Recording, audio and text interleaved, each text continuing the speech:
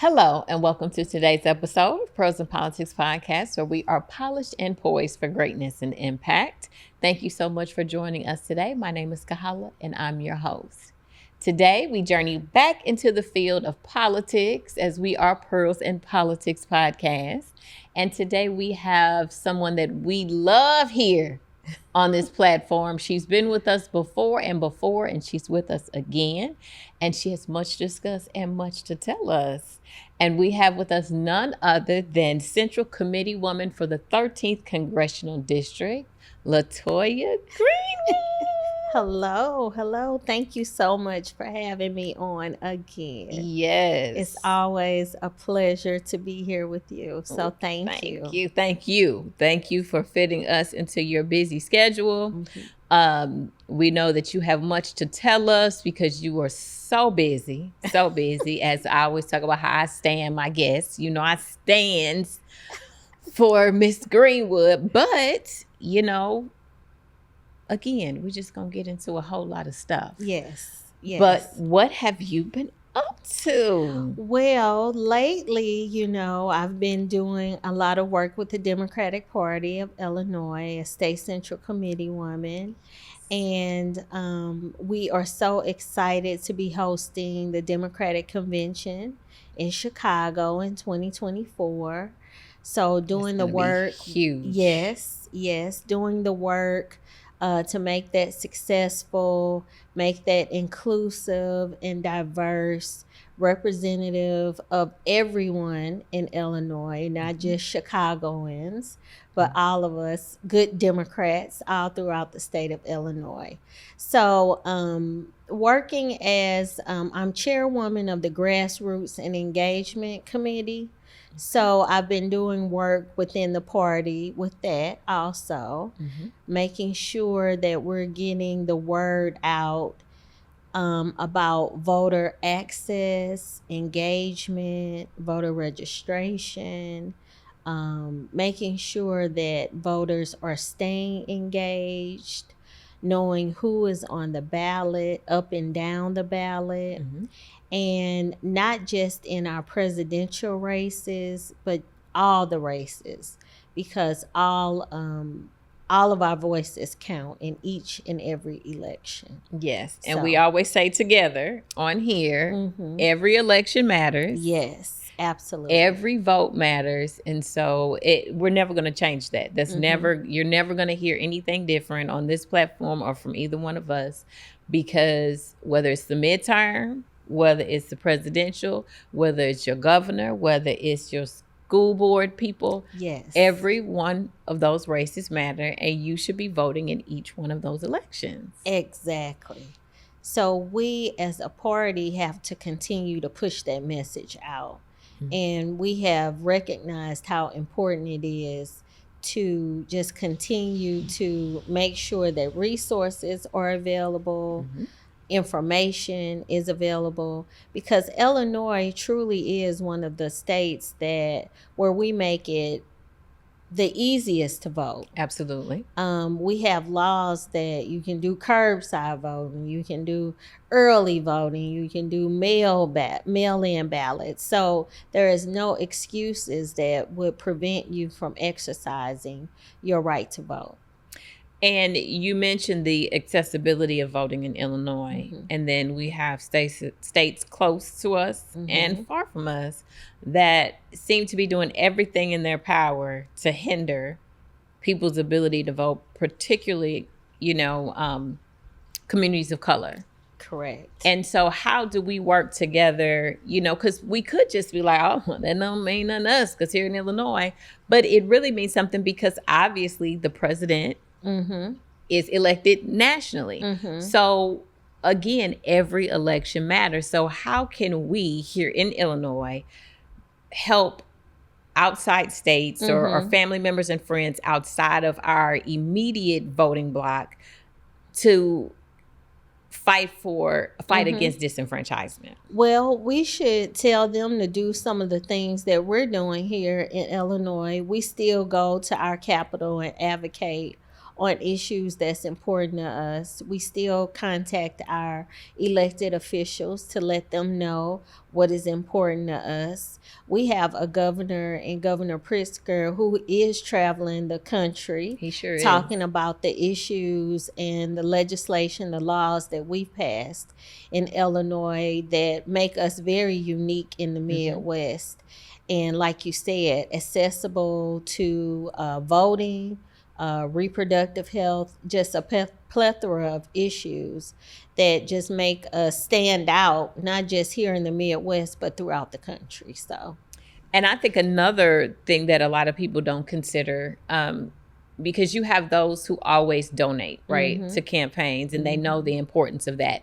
Because at the end of the day, I think sometimes people look at it, obviously, because they're laymen and women as it relates to politics and things. They're not like us. So they're like, oh, well, that's not really important to me. But anybody who's ever run an election and won knows you need financial support. The commercials don't hop on ABC by themselves. No. They don't hop on YouTube by themselves.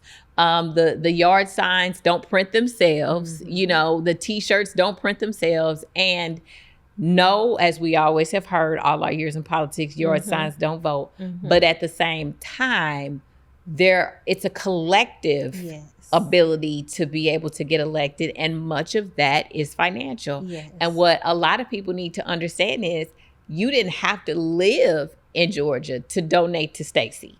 No. You don't have to live in Texas to donate to the men and women who support the vision that you want holistically as a nation, and you want other communities, no matter race, no matter gender, no matter orientation, nothing. You believe in humanity. Yes. And there are certain individuals and certain factions that are not, they don't line up with what you believe. Let's just say that, because everybody has a right to vote how they choose. We thank God for the right to choose and the right to vote.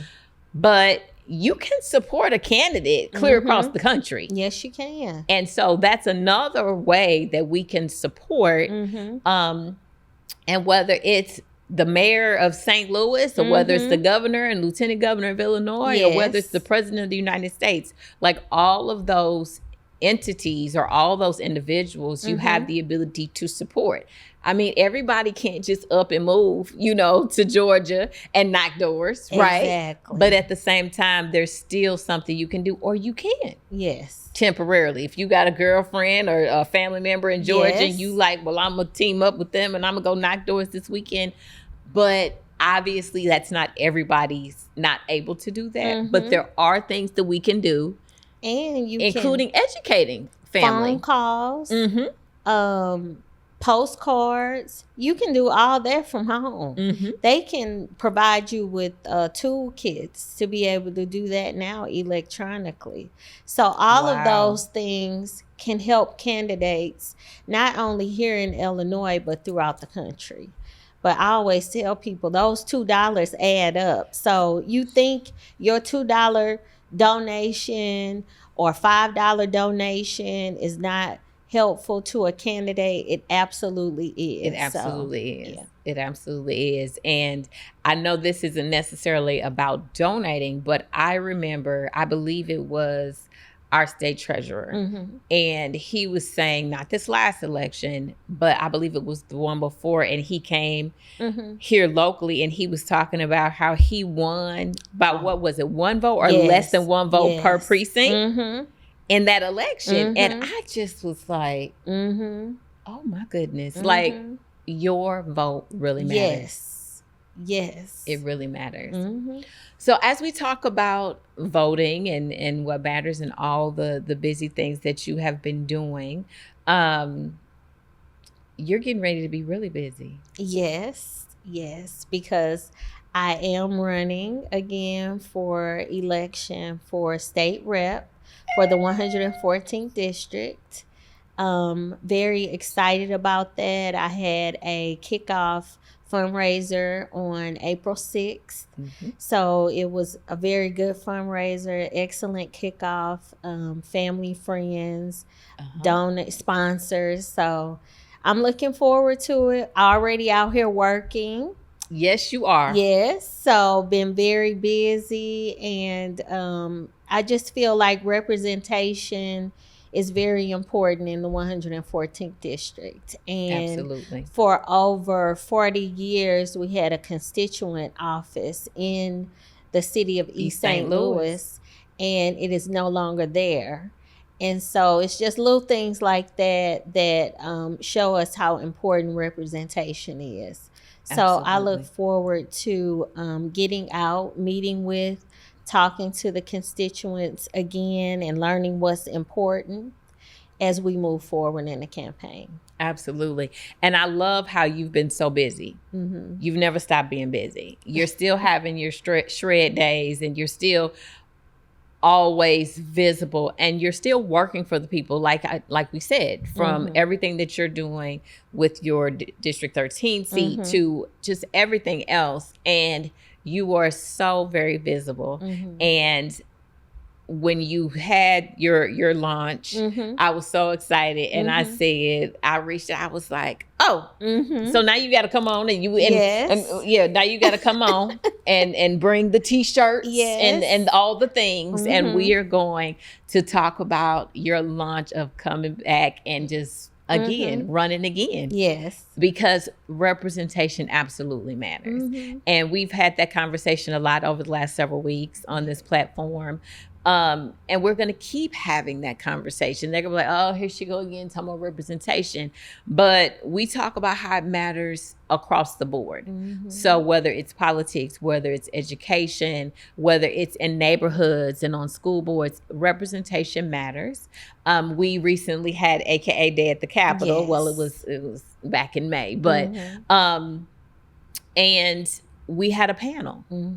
And Erica Weaver, who's a school board member and an attorney and also works for state government, she was talking about the importance of moms and dads that look like her being in the audience, being members of the PTO, and just having a voice. Because a lot of times what education or behavioral things look like for us is very different. And if we can't understand that and embrace that as a people, no matter the race, right? I don't want to say, oh, well, that doesn't make, no, we are different by design. Yes. And our differences at the same time bring us together. Yes, we are humans, and we all deserve respect and education and food and housing.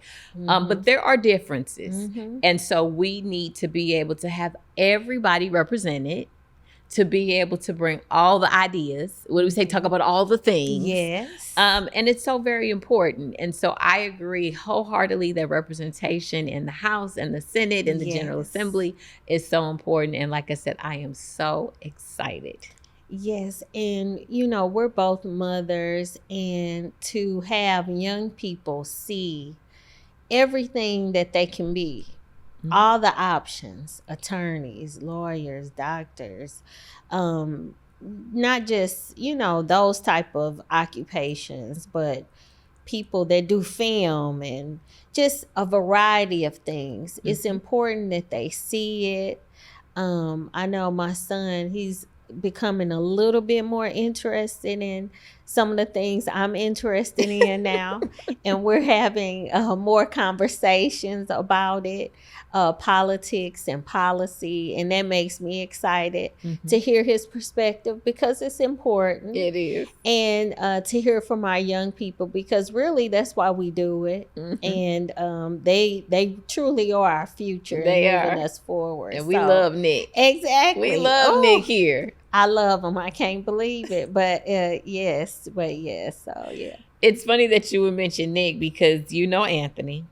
Good old Anthony. And so he's in like this civics class. And when I tell you, I don't know it's because what his mom does or what his dad does, but he comes home nearly every day want to talk about the Constitution and rights. And well, can you believe this? And did you know that? And I'm like, yeah.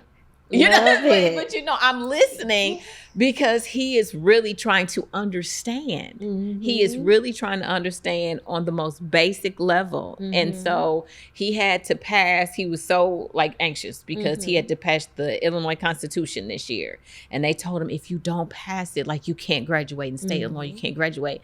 And so I was like, okay, but I'm thinking, I didn't know it was a pass or fail, right? So I was like, oh, well, that's a relief because, you know, and of course he passed it and did well, but I'm like, oh my, I don't even remember that from high school. And so to know that we are trying in the educational system to like build a foundation. Yes. Because when you think about it, it's the lack of knowledge that sometimes makes our jobs so difficult. When if people just had like some basic understanding of how a bill passes, some basic understanding of the separation of the branches, like that is not, I'm executive making laws, that is not my job. I'm judicial, like I can't do certain things. If people just had a basic understanding, I think there would be less tension. I think there would be less fighting, just on a general level, right? I don't know how well as electeds what sometimes, but I do know that the Anthonys and the Nicks and their friends and their family members that aren't in those capacities, because a lot of times it's the constituents that don't understand. And so we want to educate and inform because you're only one person. So it's hard to talk to every single person in the 13th, right? To be able to say, this is how it works. But if on an educational level, there's a mandate to give some level of understanding, that helps you in addition to helping them. And then they can have those conversations with their moms at night when they tired and trying to tell me about how, you know, to pass a bill and all this when I've been dealing with legislators all week. And I done finally made it home, but now we want to have a whole bill passing conversation. Yes, baby, yes. Yeah, and you got to listen. Yes, and that was one of my favorite things, going to visit schools and talking to kids about civics and the process. And they would be so engaged. And I used to love, that was one of my favorite parts, to going, listening, you know, to what bills they would like to see. Of course, it was like more for smaller kids, more recess. Less, you know, right. Less this, more recess, you know, better food, that kind of stuff.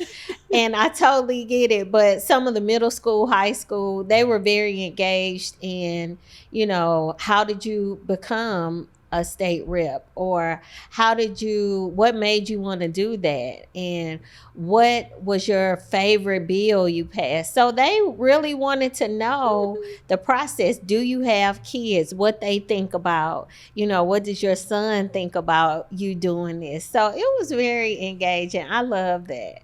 Yeah. Yes, the children, that is, I love that. More recess. I agree. Yeah. We need more recess and more naps. I know. Do they still play kickball and stuff like that at recess? I don't even know. I don't know, but I know they still take naps. Caitlin has to take naps. But it is just amazing to watch you and watch what you do, and your level of care and concern for the people in your district. All people are not created equal. And so it's not shade or anything to say, you know, it's true that not all electeds, we'll say electeds, right? Not all elected officials are created the same. And to see somebody who really feels endeared to the people in their neighborhoods and communities. And I think that's something that people really need to know. That's why I love for you to come on, because I love for people to see your heart, because it's so evident. Your passion is so evident. How good you are at it is so evident. And you're always trying to find a new way to reach the people. Like I said, from a shred day to, you know, whatever, it's like, what do the people need? And then you listen. When you would have your, you know, your coffee events where you would sit and listen to people, because so many people in this day and time don't feel heard. And you have to hear people. And not only do you have to hear them, you have to see them. And I can safely say that it's truly been a blessing, particularly in this current gubernatorial administration, that people are seen. Mm-hmm. Like, I feel seen. Yes. I feel heard. Mm-hmm. And I just know that everybody doesn't share that. And so it's very difficult at times to deal with people that their hearts are not in the right place. But everybody's not the same. Everybody's not created the same. But to have men and women like yourself, like Senator Bill, like Rep. Hoffman, like all the people that we know, Congresswoman Bazinski, people who see people, hear people, and really want to do work for the people. Yes. Because I know we've seen some unfortunate events that you're like, is that vote really gonna go that many times? Like, is this a whole hold up in DC? Because you know, it's just stuff, and you just scratch your head, and you're like, see, this is why my child has so many questions. Like, how do you feel about that? Well, I just feel like, for me, being able to serve has always been about being a voice, because I'm born and raised from East St. Louis. It's always been about being a voice for people who have, for years, not being able to have a voice, for the voiceless. And being like a spokesperson for individuals who often were not able to have a seat at these various tables.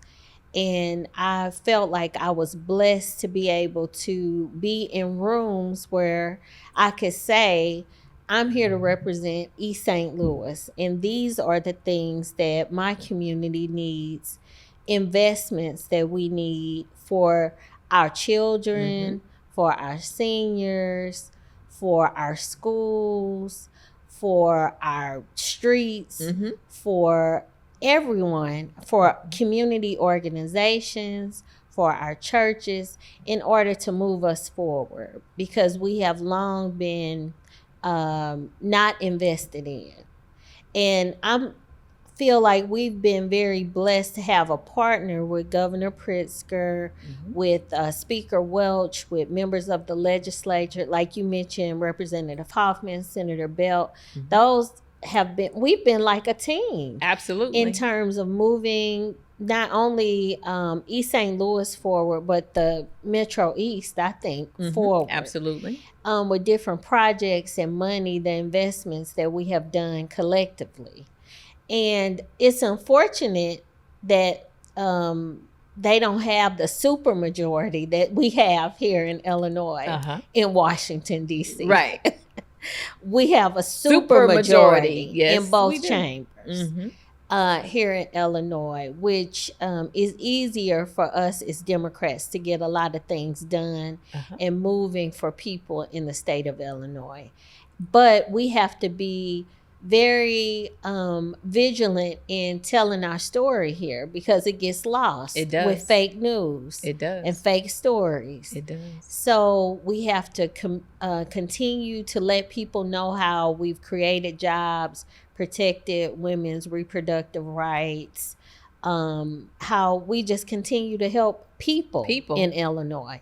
And like you said, the humanity of it all right here in Illinois. So when I look at DC, I just say, go Joe and go Kamala. You know, I saw a roar, but they don't have a supermajority like we have. So, yeah, they got to do some work.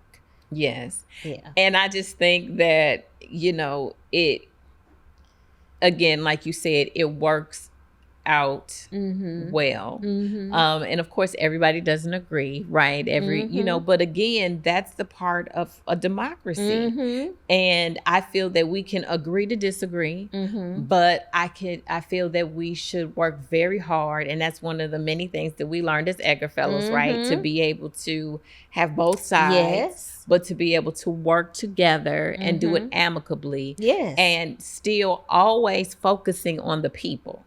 That's where it's at, with the people.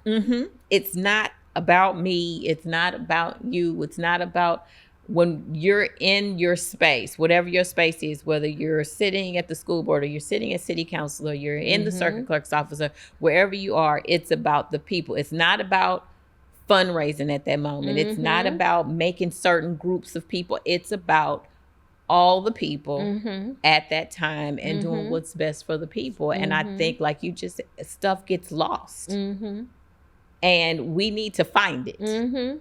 And so we've got to work hard to be able to bring that together for the people. Because I think that was one of the biggest things when the crazy vote was going on in D.C. And the leaders, you know, on one side of the aisle were like, this is not for the people. Right. When are we going to get to doing the people's work? Right. We don't know what this is. Okay. So we are standing here in leadership to tell the entire country, we're not here for this, and this is not for y'all. Exactly. So when they get themselves together, and it took them a long time to get them to get it together on their side. Okay. And so we're past that, but it will never be forgotten. Like, it was historic. It hadn't happened in 100 years or something. And I'm just like, this is not the type of history. Still in a pandemic, still trying to rebuild, still trying to deal with inflation, still trying to deal with all these things. This is not the look right here. And so, of course, they eventually moved past it. And now, you know, Congresswoman Buzinski and everybody's sworn in and working, and now back to the people's work. But we've got to find a way to not get there. And I think